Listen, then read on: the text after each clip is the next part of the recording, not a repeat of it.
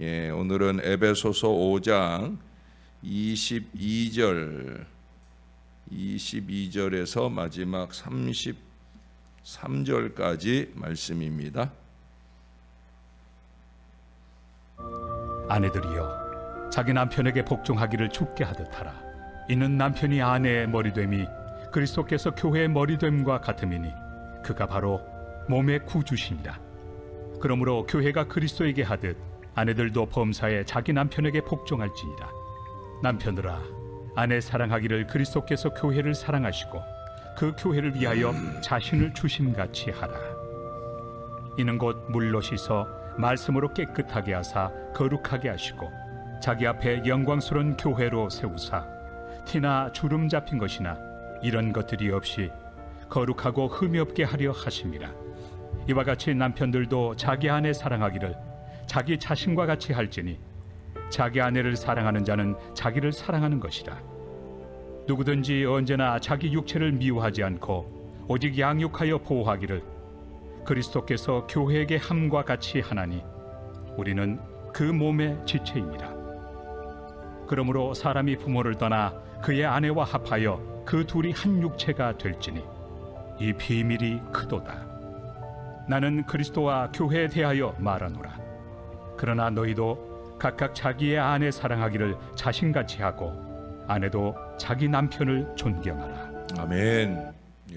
오늘 본문은 부부 얘기, 또 가정 얘기, 또 교회 얘기입니다. 가정인 교회, 교회인 가정의 원리가 바로 이 본문 안에 잘 나타나고 있어요. 모든 사람은 감정 탱크, 감정 계좌 등 다양하게 불리는 것을 가지고 있어요. 개인적으로 저는 스테판 코비의 용어인 이 감정 계좌라는 말을 좋아합니다. 예금 계좌와 마찬가지로 우리는 이 감정 계좌에 입금을 하고 출금을 합니다. 물론 자기가 자기 감정에 입금도 하고 출금도 하고 좋은 것을 보면서 참 좋다, 행복하다 그러면서 입금을 하겠죠. 또 불쾌한 순간을 만나게 되면 그 입금했던 좋은 감정들이 출금되는 순간도 만날 거예요. 감정 계좌라는 건 그렇게 스스로 안에서 이루어지는 것이기보다는 관계적으로, 특별히 우리가 말을 하는 것, 시간을 함께 하는 것, 의미 있는 대화를 나누는 것, 서로를 돕는 것, 주님과 가까이 걷는 것, 서로의 영적 파트너가 되는 것, 재미있고 충실한 파트너가 되는 것, 이 모든 것들은 우리가 입금과 출금을 할 수 있는 몇 가지 부분들로 꼽을 수가 있겠습니다. 부부가 함께 하지 않거나 사랑을 느끼지 못하거나 또 별거나 이혼을 생각하고 있는 그런 것은 한쪽 혹은 양쪽의 이 감정 계좌가 바닥을 드러내고 있거나 아니면 완전히 비어버렸기 때문입니다. 부부는 감정적으로 배우자를 파산시킬 때 결국은 이혼을 하게 되는 거죠. 대금을 항상 늦게 결제해주는 사업가가 어리석고 나쁜 사업가인 것처럼 필요할 때 그 배우자의, 그 가족의, 그 관계하는 사람의 감정 계좌에 입금을 하지 않는 배우자도 어리석기는 마찬가지. 우리는 대부분 다 출금만 하고 사는 것 같아요. 문제는 어떻게 하면 출금보다 더 빨리 입금을 해주냐 하는 거예요. 자신이나 자신의 배우자가 하는 모든 일은 입금 아니면 출금입니다. 감정을 상하게 하는 출금의 일들보다는 감정을 따뜻하게 풍요롭게 하는 이 입금의 노력이 필요하다는 거예요. 우리 배우자의 계좌에 사랑과 신뢰의 저수지를 좀 만들어 주어야 합니다. 그건 배우자와의 관계만 아니에요. 가족 안의 구성원들끼리 또 교회에서도 마찬가지. 교회에서도 우리가 피차에 사랑과 신뢰의 저수지를 좀 만들어야 됩니다. 오늘 바로 지금 자신의 감정 계좌에 있어서 이 입출금의 균형 상태는 어떤지 오늘 한번 돌아보면 좋겠고요. 자신은 배우자의 또는 자기와 관계하는 모든 사람들의 감정 계좌에 대해서 어떻게 평가를 하겠는가 하는 것을 생각해 보려고 합니다. 잠언서 말씀에 보면 누가 현숙한 여인을 찾아 얻겠느냐, 그 값은 진주보다 더하니라 하는 말씀이 있어요. 남자가 아내를 얻는 것, 그것은 하나님의 큰 축복임을 잠언서에서는 여러 번 말씀을 합니다. 그러나 그 결혼 자체가 하늘의 복이 아니라 그것을 얼마나 잘 지켜내느냐 하는 것이 바로 부부의 복이요 또한 사명이라고 할 것입니다. 그건 부부만 아니라 가족들도 마찬가지고요. 우리가 신앙 안에서의 관계도 마찬가지. 행복한 부부, 행복한 관계는 어떤 것인가? 행복한 부부는 둘이 아니요 하나입니다. 여기 오늘 31절에 보니까 그러므로 사람이 부모를 떠나 그의 아내와 합하여 그 둘이 한 육체가 될지니. 부부는 하나입니다. 부부만 하나입니까?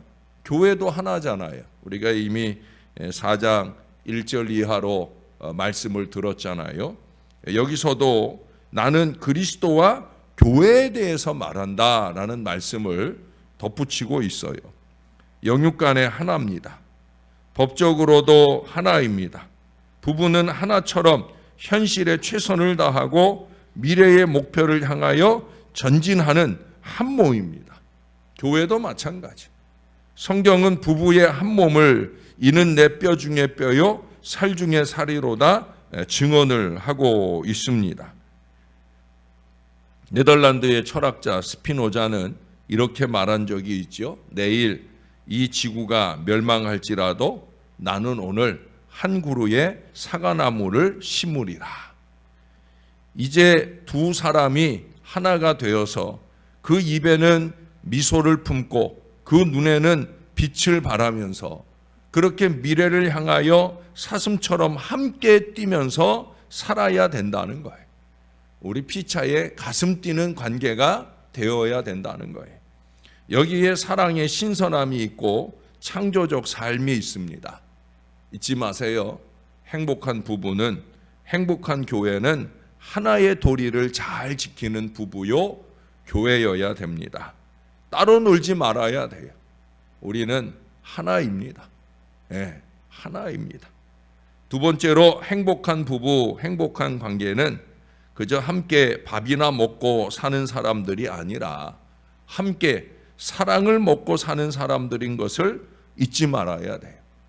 29절에 누구든지 언제나 자기 육체를 미워하지 않고 오직 양육하여 보호하기를 그리스도께서 교회에게 함과 같이 하나니. 아니 그 앞에 28절 죄송해요. 이와 같이 남편들도 자기 아내 사랑하기를 자기 자신과 같이 할지니 자기 아내를 사랑하는 자는 자기를 사랑하는 것이라. 사랑입니다. 사랑. 예? 너희도 각각 자기의 아내 사랑하기를 자신같이 하고 아내도 자기 남편을 존경하라. 사랑을 빼고는 가정일 수 없는 거예요. 사랑을 빼고는 교회일 수 없는 거예요. 그래서 부부간에는 거짓이 없고 미움이 없고 불신이 없어야 됩니다. 진실한 부부, 행복한 부부는 사랑을 먹고 진실을 먹고 사는 부부입니다. 이들은 진실이라는 하나의 방석 위에 두 사람이 같이 앉아 있는 그런 관계예요.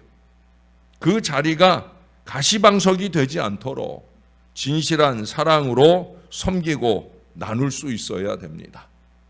가족끼리 거짓을 꾸미거나 교회 안에 거짓이 난무하면 그것은 사랑의 관계가 아닌 거예요.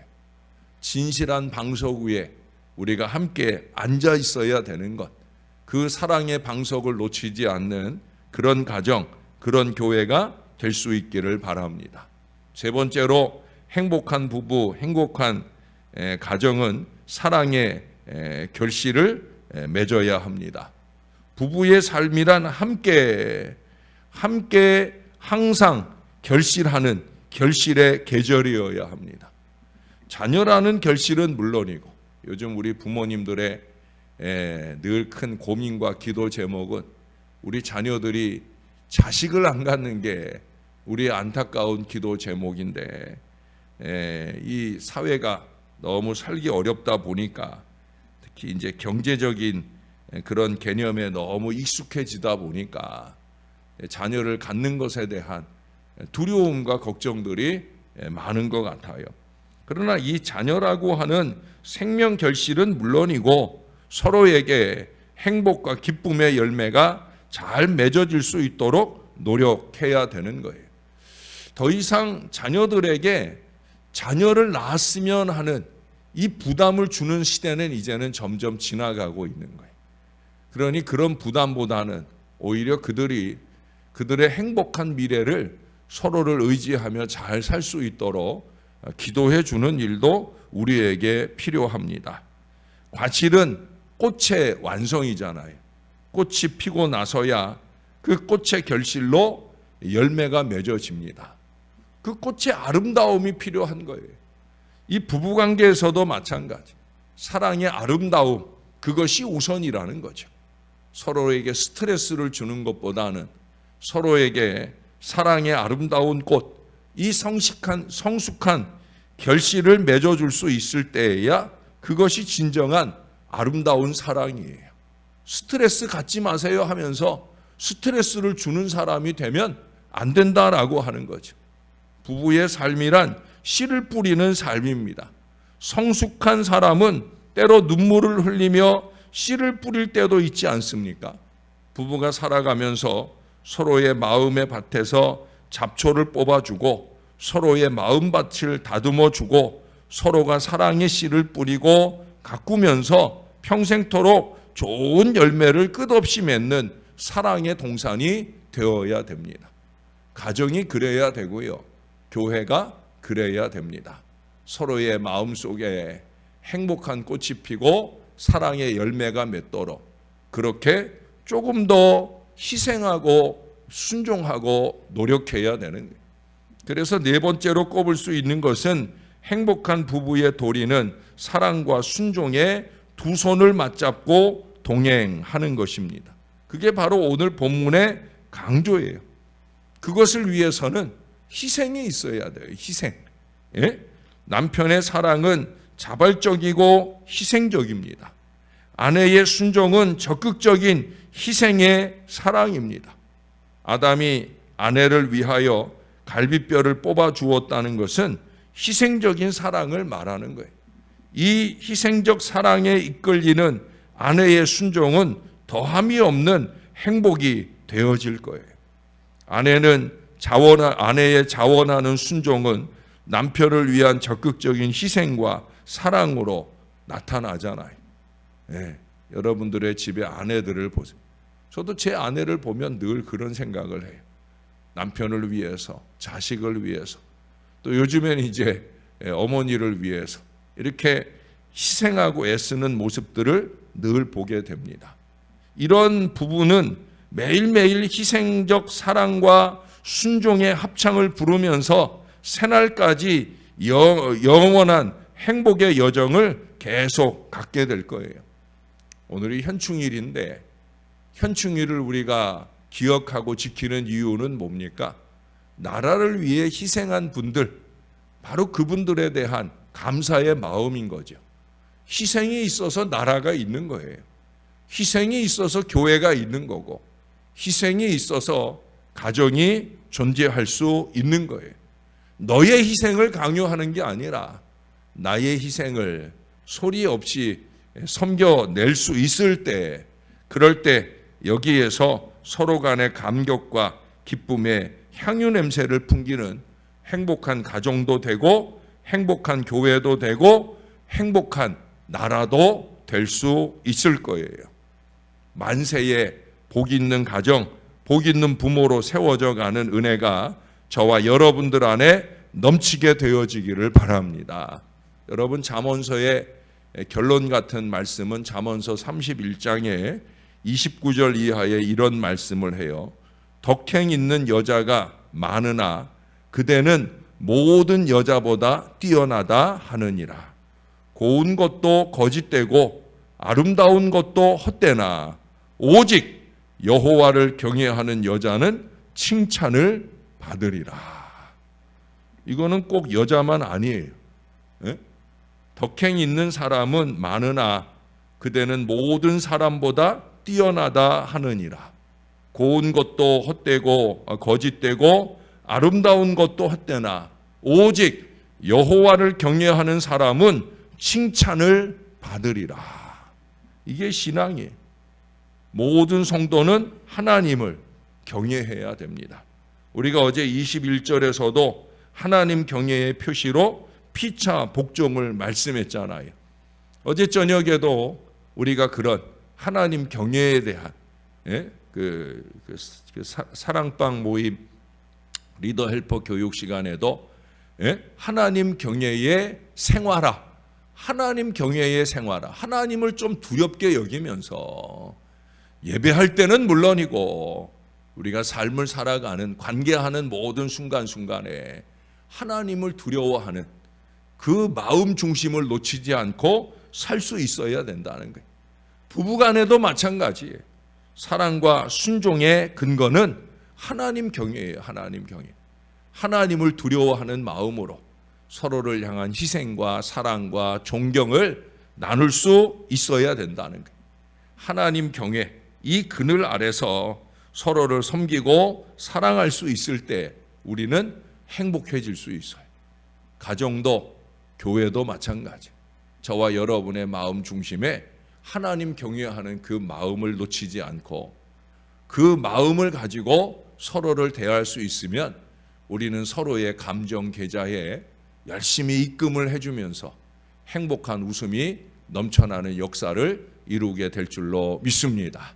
5월 가정의 달은 지났지만 우리 가정의 행복은 여전히 쭉 계속되어질 수 있게 되기를 우리의 구주 되시는 예수님의 이름으로 간절히 축원합니다.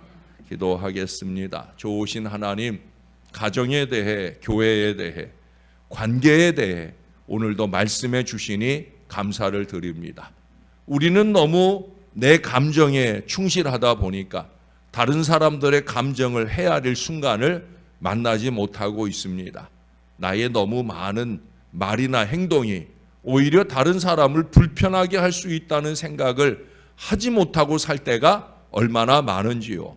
하나님, 내 감정의 계좌가 풍요롭기를 소원하는 마음보다 서로의 감정에 아름다운 입금이 이루어지는 그 따뜻한 마음으로, 따뜻한 배려로 사는 하나님의 사람들이 되게 하여 주시옵소서.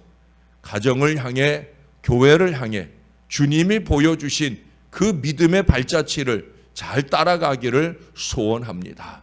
우리 예수님이 교회를 사랑한 같이 우리 남편들이 아내를 사랑해야 되는 것, 또한 주님께서 교회를 위해 희생해 주신 그 귀한 사랑의 모습처럼 우리가 서로를 향해 희생하고 섬기고 배려하는 이 믿음의 가정, 믿음의 교회, 믿음의 나라를 이루어서 주님이 원하는 행복한 은혜가 넘쳐나는 역사가 이루어질 수 있게 도와 주시옵소서. 나 자신을 위해, 내 가정을 위해, 내 교회만, 내 나라만 위한 기도보다는 서로를 챙기고 서로를 기도의 제목으로 삼아내려고 하는 그 간절한 노력들이 우리의 신앙 안에 넘치게 도와 주옵소서. 너희는 먼저 그의 나라와 그의 의를 구하라 하신 우리 주님의 말씀을 가슴에 새기고 그것을 구하고 이루는 하나님 경외의 아름다운 신앙의 삶이 우리 안에 넘쳐나도록 은혜를 베풀어 주시옵소서. 하나님, 할 수 있으면 우리의 자손들 이루어지어야 할 가정이 많이 이루어질 수 있게 도와 주시옵소서. 7월에도 한 가정에 결혼 예정이 있습니다. 내년에도 벌써 3가정이나 결혼 예정을 하고 있습니다. 이루어지는 젊은이들의 가정을 주님이 붙들어 주시고 주 안에 하나 되게 도와주시되 하나님 경외의 이 기준이 온전히 세워지는 믿음의 가정들이 다 되어질 수 있도록 축복해 주시옵소서. 무엇보다도 우리의 자녀들의 가정들마다 생명의 결실이 많이 맺어지도록 은혜를 베풀어 주시옵소서. 그러나 그것 자체가 목표가 아니라 서로에게 더 많은 사랑의 꽃을 피워주는 그 믿음의 부부가 될 수 있기를 위해 노력할 수 있게 은혜를 베풀어 주시옵소서. 하나님, 우리의 자손들의 신음소리가 들립니다. 몸이 아파서, 열이 나서, 폐렴으로 이렇게 많이 고생하는 아기들의 어려운 얘기들이 들려옵니다. 주님이 손얹어 주시옵소서. 우리가 아픈 것보다 우리 아이들이 아픈 것 견딜 수 없사오니 주님이 손얹어 주시고 능력 있는 치유와 회복을 더하여 주시옵소서. 염증도 사라지게 도와주시고 열도 내리게 도와주시고 다시 건강해져서 그 해맑은 웃음으로 우리를 기쁘게 할 수 있는 우리 믿음의 자녀들 되어지게 축복해 주시옵소서. 하나님, 순국 선열들이 이 나라를 위해 희생한 그 마음을 기억하게 도와주시고 우리도 이 나라를 위해, 우리도 하나님 나라를 위해 우리를 기꺼이 희생하고 헌신하는 그 믿음으로 잘 살아내게 도와주옵소서. 오늘 쉬는 날인데도 불구하고 이렇게 많은 주의 자녀들과 행복한 아침을 열게 해주셔서 많이 감사합니다. 모든 영광은 하나님이 받으시옵소서. 예수님의 이름으로 기도합니다. 아멘.